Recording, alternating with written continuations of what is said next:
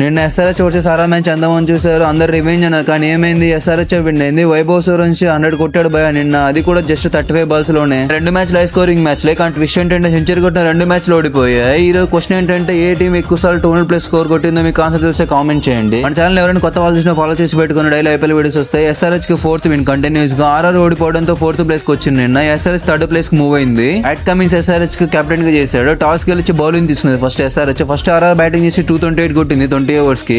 వైభవ్ సూర్యవంశీ 103, జూరల్ 50 కొట్టారు. ఇంకా SRH bowling విషయానికి వచ్చే ప్యాట్ కమిన్స్ ఒక్కడే మంచిగా బౌలింగ్ వేశాడు. 4 ఓవర్స్ వేసి 20 రన్స్ ఇచ్చి ఒక వికెట్ తీశాడు. నిన్న 2 మ్యాచ్లో బౌలర్స్ అందరూ భారీ మూలం చెందించుకున్నారు. ఇంకా ఎస్ఆర్హెచ్ చేజింగ్ విషయానికి వస్తే 18.3 ఓవర్స్ లో 220 టార్గెటింగ్ కొట్టేసింది. అభిషేక్ శర్మ 57, ఇషాన్ కిషన్ 74, నితీష్ కుమార్ రెడ్డి 36 కొట్టారు. ఇంకా ఆర్ఆర్ బౌలింగ్ విషయానికి వస్తే 8 మంది బౌలింగ్ వేశారు నిన్నటి మ్యాచ్ లో. ఆర్చర్ ఒక్కడే 4 ఓవర్స్ కు 2 వికెట్స్ తీశాడు. నిన్నటి match Ishan Kishan player of the match award ఇచ్చాడు. 2 మ్యాచ్లు ఉన్నాయి. CSK versus GT, LIC versus KKR. ఎవరు గెలిచారో కామెంట్ చేయండి.